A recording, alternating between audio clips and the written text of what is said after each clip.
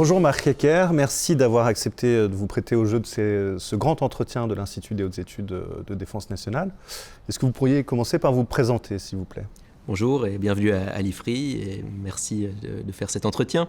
Donc je m'appelle Marc Hecker, je suis chercheur à l'origine, chercheur à l'Institut français des relations internationales. J'en suis aujourd'hui le directeur adjoint et par ailleurs je suis rédacteur en chef de la revue Politique étrangère.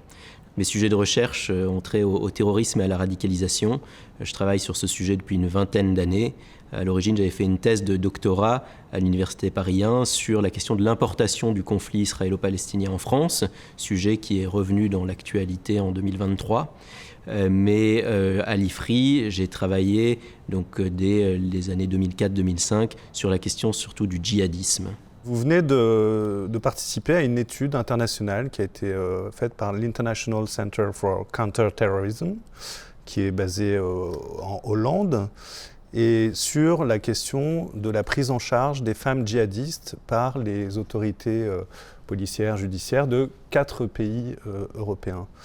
Donc dans cette étude, vous commencez en rappelant qu'environ 1500 djihadistes français ont rejoint la zone syro-irakienne, dont 500 femmes, et dans les deux cas, ces chiffres en font les plus gros contingents européens, donc, puisque en France, c'est à peu près un tiers de femmes qui sont parties, donc, alors que dans les autres pays européens, c'est plutôt 20%. Comment expliquez-vous cette différence entre la France et les autres pays ? Alors, il y a effectivement 5 à 6 000 Européens qui sont partis en zone syro-irakienne et qui sont arrivés sur zone. Parce qu'il y a aussi des Européens qui ont voulu partir et qui ont été arrêtés en cours de route, si je puis m'exprimer ainsi. Et il est vrai que les Français constituent le plus gros contingent, puisque comme vous l'avez dit, il y a environ 1500 Français qui sont partis de France et arrivés en zone syro-irakienne. Et parmi ces Français, un tiers de femmes. Alors comment on l'explique ? C'est une vaste question et la réponse n'est pas simple. On peut donner quelques éléments. Probablement que dans la propagande de Daesh, déjà la France est particulièrement ciblée, désignée dans cette propagande comme étant un pays en guerre contre l'islam à la fois à l'extérieur de ses frontières, et là on a eu toutes les opérations extérieures qu'il y a eu dans des pays du monde musulman, que ce soit en Afrique subsaharienne ou au Moyen-Orient. Et puis, il y a également un versant français de ce qui est présenté encore une fois dans cette propagande comme une guerre contre l'islam. Et là, c'est en fait tout ce qui a trait à la laïcité qui est présenté par les djihadistes comme de l'islamophobie institutionnalisée. Alors encore une fois, c'est de la propagande et il faut pouvoir contrer cette propagande-là. Mais le fait est que Daesh et Al-Qaïda, d'ailleurs, véhiculent cette perception et cette image négative de la France. Et puis, par ailleurs, ce qu'il faut dire, c'est qu'il y a eu des réseaux en France qui étaient présents depuis bien longtemps et présents plus particulièrement sur certains territoires, qui ont d'ailleurs été étudiés pour certains par d'autres chercheurs. Je pense par exemple au territoire de Toulouse, mais on a aussi eu la région parisienne, la région lyonnaise, il y a aussi des territoires dans le nord ou autour de Strasbourg par exemple, qui ont concentré des filières djihadistes importantes. Et ce qu'on a beaucoup vu ces dernières années, c'est que lorsque quelques personnes d'un territoire commencent à partir en zone syro-irakienne, eh bien, ils entraînent en fait d'autres personnes qui faisaient partie de leur connaissance ou de leur entourage. Ce qui fait qu'effectivement, on a eu ce phénomène relativement massif de filières djihadistes depuis la France vers la zone syro-irakienne. Concernant les femmes, en l'espace d'une décennie, la perception des autorités, et puis celle du grand public aussi d'ailleurs, est passée de femmes de djihadistes, donc des femmes qui auraient été soumises, voire manipulées par des hommes, à des femmes djihadistes, donc actrices du djihad. Mais apparemment, en croire votre étude, leur rôle est plus de l'ordre du soutien, entre guillemets, logistique que dans la perpétration de crimes ou d'attentats ? Alors moi, j'ai travaillé sur un échantillon de 91 femmes présentes dans 94 affaires terroristes. Et dans cet échantillon, il y avait quand même une vingtaine de femmes impliquées dans des projets d'attentats. Donc la notion de violence est quand même présente pour un certain nombre d'entre elles. Il y a un cas qui est très connu en France, qui est l'affaire dite des bonbonnes de Notre-Dame, ce groupe qui a tenté de faire exploser une voiture piégée à proximité de Notre-Dame de Paris, près d'un café, en septembre 2016. Mais il y a en fait d'autres cas qui sont beaucoup moins connus, de femmes, parfois très jeunes d'ailleurs, qui ont projeté de commettre des attentats en France. Mais effectivement, ce n'est pas la majorité. Et pour la majorité des femmes, et en particulier pour celles qui sont parties en zone syro-irakienne, l'idéal qu'elles avaient, c'est l'idéal qui est d'ailleurs projeté et présenté par Daesh, notamment dans sa propagande, c'est un idéal de femme au foyer, qui est femme de djihadiste et qui est aussi mère d'enfants, ce qu'on a appelé dans les pays occidentaux les lionceaux du califat. Et ces femmes ont un rôle qui est plus un rôle de transmission de valeurs, de transmission culturelle à cette future génération. Donc effectivement, l'idéal type de la femme djihadiste pour Daesh, ce n'est pas une femme combattante, ce n'est pas une femme violente, c'est une femme qui soutient son mari et qui élève ses enfants. Mais du coup, en France, le système judiciaire, le législateur d'abord, et ensuite la justice, ont considéré que cette dernière fonction féminine que vous venez de décrire avait valeur un petit peu de soutien quand même. Alors, ce qui est généralement dit dans le débat public, c'est que la tentative d'attentat de Notre-Dame que j'ai évoquée précédemment de septembre 2016 aurait complètement changé cette perception de la femme et qu'on serait justement passé de la femme de djihadiste à la femme djihadiste. L'idée serait que, avant cela, on considérait la femme comme un être un peu naïf, influençable, vulnérable, quasiment comme une victime, en fait, victime d'un conjoint ou d'un futur conjoint qui la radicaliserait. Et en fait, cette perception, elle est en partie erronée. Elle est en partie erronée parce que la justice française avait déjà évolué avant cette tentative d'attentat de Notre-Dame. Et il y a en particulier un arrêt de la Cour de cassation de juillet 2016 qui est extrêmement important. Cet arrêt explique qu'en réalité, l'association de malfaiteurs terroristes peut s'appliquer à une personne qui fait partie du groupe, même si cette personne n'est pas impliquée dans les actes criminels de ce groupe-là, n'est pas impliquée directement dans ces actes-là. En fait, cet arrêt, il a validé ce qu'on pourrait appeler, c'est un magistrat antiterroriste qui emploie cette expression, la conception extensive de l'association de malfaiteurs terroristes. Et en fait, ça veut dire qu'effectivement, une personne qui n'a entre guillemets qu'un rôle de soutien logistique, peut quand même être condamnée pour association de malfaiteurs terroristes. Et en l'occurrence, une femme qui est partie en Syrie et qui a rejoint un groupe comme Daesh ou un autre groupe djihadiste sur place et qui n'aurait entre guillemets que cuisiné pour son mari, eh bien, est quand même considérée comme un soutien logistique de ce groupe-là. Et ça, du point de vue de la justice, effectivement, c'est très clair. Les femmes qui sont parties en Syrie, qui ensuite sont revenues et qui n'ont eu, là encore entre guillemets, qu'un rôle domestique, sont considérés comme des soutiens logistiques de l'organisation et sont donc condamnés pour association de malfaiteurs terroristes. Dans le cadre de cette étude portée sur 94 femmes, vous avez pu en rencontrer personnellement 6 d'entre elles que vous avez interviewées. Comment avez-vous eu accès à ces 6 femmes que vous avez rencontrées ? Alors, les 6 femmes en fait, que j'ai pu rencontrer ne font pas partie de cet échantillon. Parce que l'échantillon donc, des 91 femmes impliquées dans 94 affaires, ça déjà ce sont en fait des décisions de justice qui m'ont été confiées par le parquet national antiterroriste. Donc j'ai fait une demande officielle pour avoir accès à ces décisions de justice. Mes collègues dans les autres pays ont fait la même démarche. Donc les 4 pays qui ont été étudiés, c'est France, Pays-Bas, Allemagne et Belgique.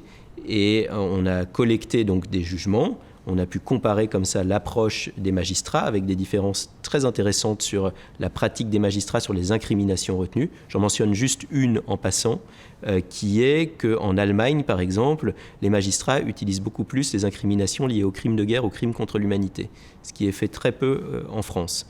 Et par ailleurs, on a complété donc ce corpus par des entretiens avec des professionnels, ça pouvait être des magistrats, mais c'était aussi du personnel pénitentiaire, par exemple, ou du personnel impliqué dans des programmes de désengagement. Et puis, quand on a pu, on a complété avec des entretiens avec des femmes impliquées dans des affaires de terrorisme. Et là, donc, j'ai fait une demande officielle auprès de l'administration pénitentiaire, ce qui m'a été accordé, et j'ai effectivement pu rencontrer ces femmes qui, pour partie, étaient condamnées, mais certaines d'entre elles étaient encore prévenues ou accusées. Et donc, il n'y a par définition pas de jugement pour ces personnes-là, puisqu'elles sont en attente de leur jugement. Et effectivement, l'administration pénitentiaire m'a permis d'aller au quartier de prise en charge de la radicalisation à Rennes pour leur parler. Et du coup, vous les avez trouvées coopératives, intéressées par le sujet de votre étude ou... Alors, déjà, évidemment, elles n'étaient pas obligées de participer à l'entretien. Donc c'est une proposition qui a été faite par le personnel pénitentiaire et certaines ont accepté, d'autres ont refusé. Donc celles qui sont venues l'ont fait volontairement et étaient dans une démarche effectivement de coopération et elles avaient beaucoup de choses à raconter, sachant que ce sont des femmes qui ont déjà beaucoup raconté leur histoire à tout un tas d'acteurs. Ça peut être à des policiers en garde à vue, ça peut être à des magistrats, ça peut être à des psys, ça peut être à des travailleurs sociaux, etc. Et donc il fallait absolument éviter de leur demander de re-raconter leur histoire et ce n'était pas l'objet de cette étude-là. En plus, elle ne me connaissait pas, hormis ce qu'elle pouvait trouver sur moi sur Internet, si tant est qu'elle puisse avoir accès à Internet en détention, ce qui parfois est possible, ou alors des informations qu'elle pouvait collecter d'autres personnes. Mais il n'y avait aucune raison qu'elle me fasse confiance, a priori, et qu'elle me raconte des choses particulières.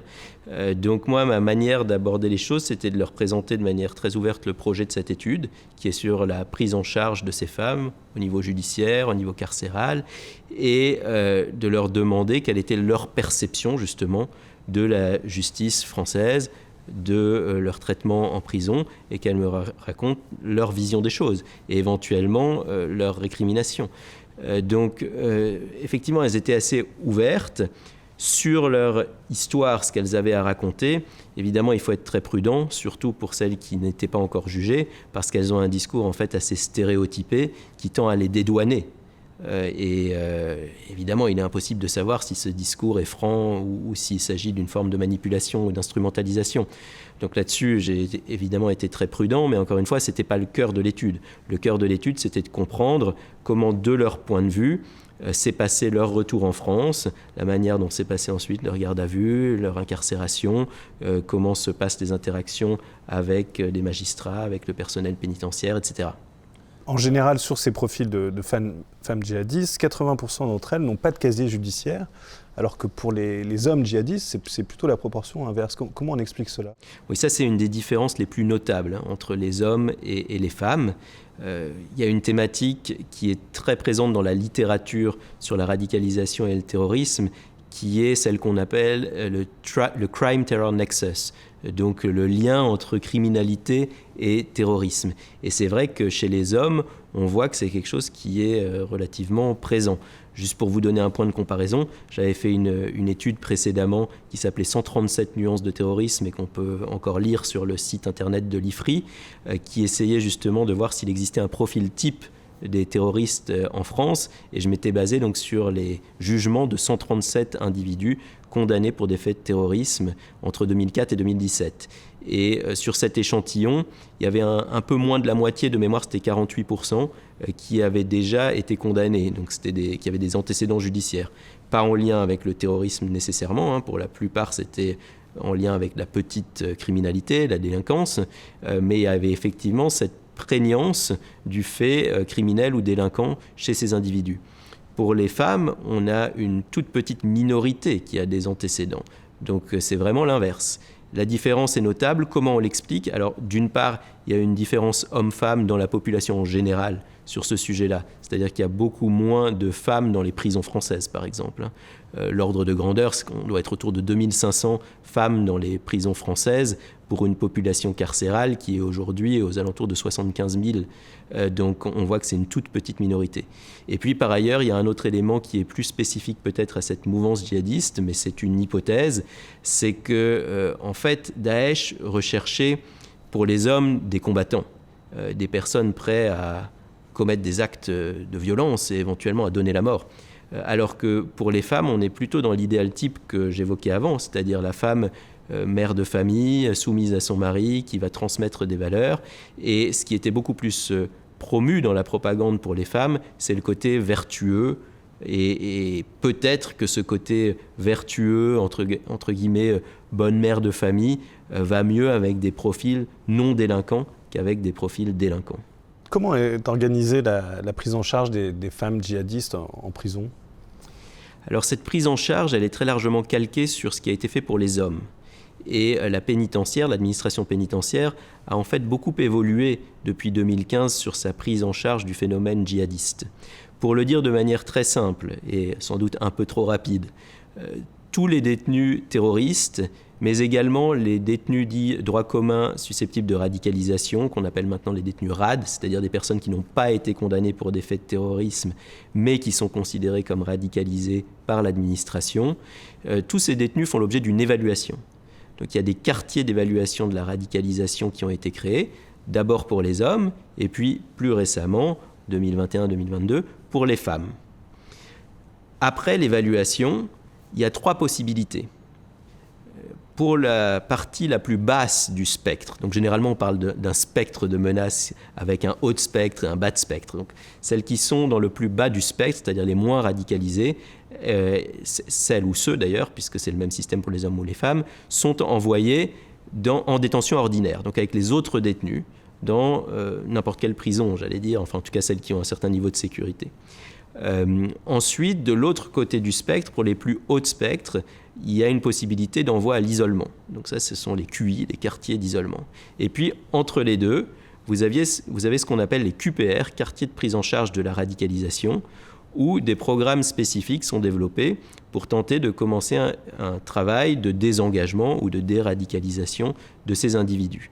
Alors, d'un point de vue statistique, la majorité est orientée vers la détention ordinaire, la minorité autour de 10% vers l'isolement, et puis vous avez en fait plus de femmes que d'hommes qui sont envoyées vers le QPR, mais ça reste aussi une minorité. Comment on explique qu'il y ait plus de femmes que d'hommes envoyés en QPR ? C'est compliqué à expliquer et probablement aussi conjoncturel. Et ce qu'il faut voir, c'est qu'il y a eu un afflux important aussi de femmes dernièrement. Ça, c'est un élément majeur de ces dernières années. C'est qu'on a eu en fait un pic de détenus terroristes qui a été atteint à peu près en mars 2020. On était à 540 détenus terroristes à l'époque. Et depuis lors, on a une décrue. Mais en parallèle, en revanche, on a une augmentation des femmes. Donc on a une augmentation de la proportion de femmes très rapide, notamment depuis les décisions de rapatriement qui ont été prises entre l'été 2022 et l'été 2023. Et donc l'administration pénitentiaire a dû s'adapter et continue son adaptation. À l'heure où on enregistre cet entretien, il y a eu l'inauguration très récente du 2e QPR pour femmes en France qui a ouvert à Roanne. Et donc on voit qu'on est encore dans cette phase d'adaptation à l'afflux des femmes djihadistes dans les prisons françaises. Les femmes djihadistes françaises considèrent que notre système pénitentiaire est plus dur qu'ailleurs en Europe. Qu'en est-il vraiment ? Alors si on se limite au spectre de l'étude, c'est-à-dire les 4 pays que j'ai déjà cités, France, Allemagne, Pays-Bas, Belgique, c'est effectivement le cas. C'est-à-dire que les peines sont plus longues en France que dans les autres pays étudiés. C'est vrai pour les peines théoriques, c'est-à-dire ce que permet le code pénal.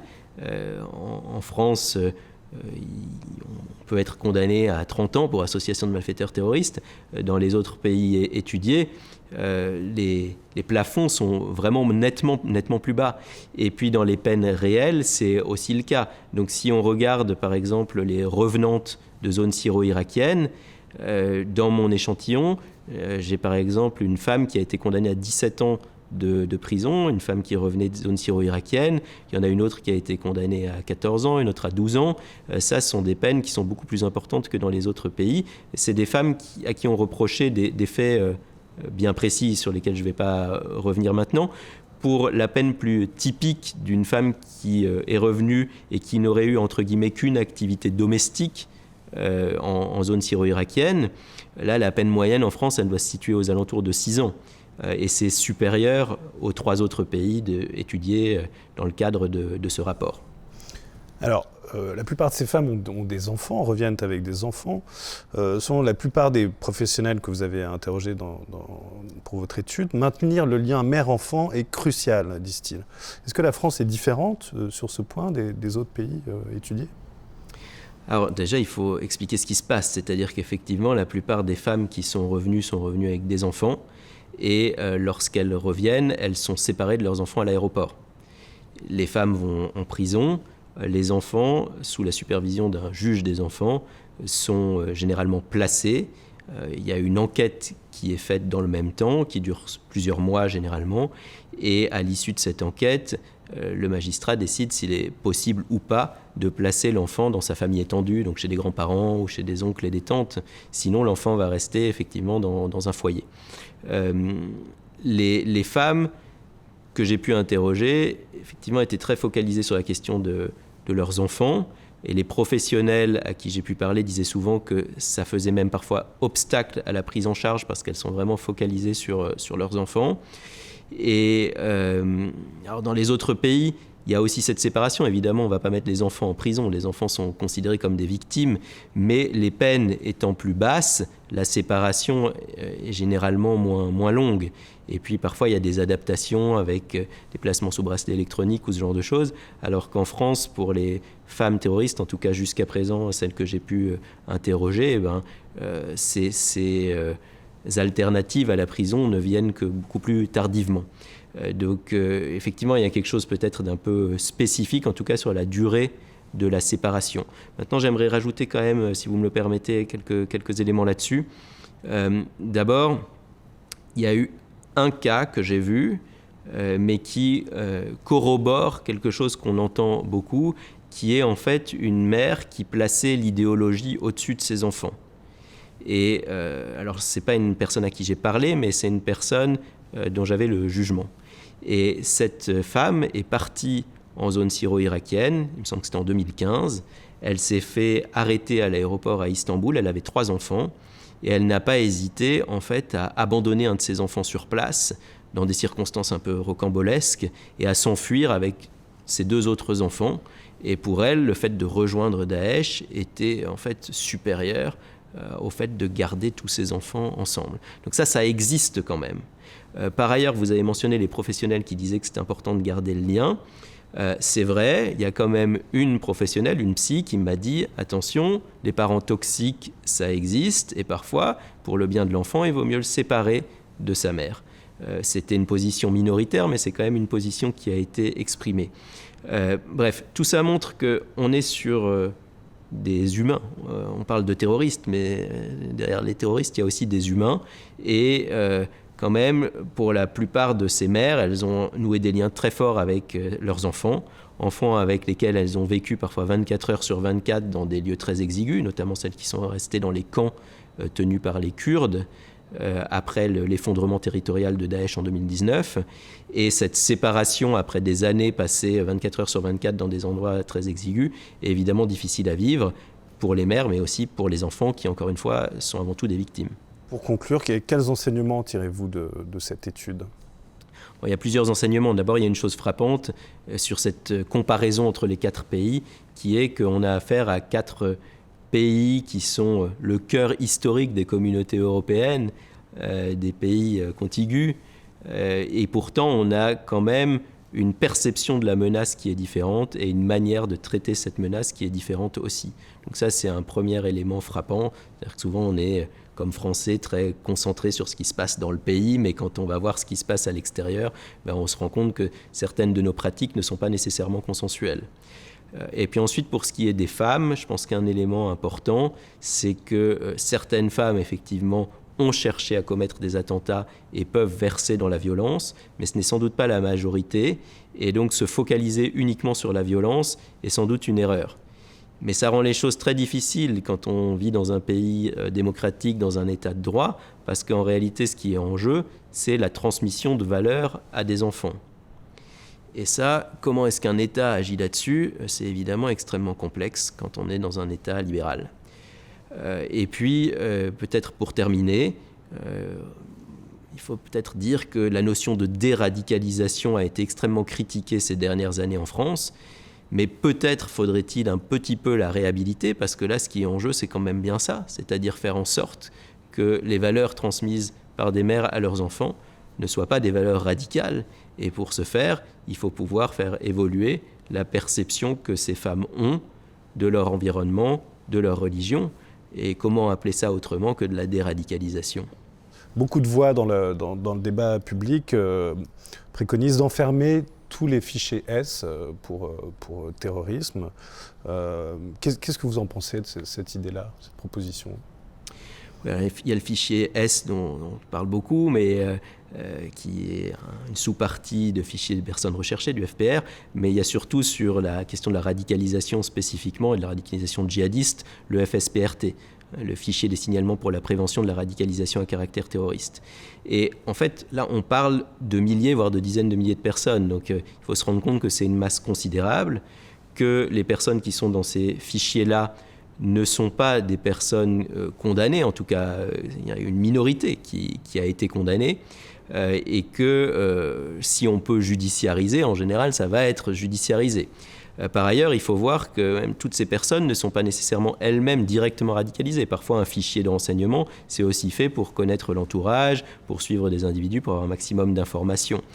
Et donc, il y aurait évidemment un problème flagrant de respect de l'état de droit, un problème juridique, c'est-à-dire que dans un état de droit, on ne peut pas enfermer des personnes sur des simples soupçons.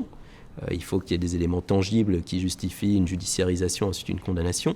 Mais au-delà de ça, il y a des considérations stratégiques qu'il faut bien avoir en tête. C'est-à-dire que dans cette grande masse de milliers d'individus considérés comme radicalisés, il y a seulement une petite partie qui passera un jour à l'acte, une toute petite partie.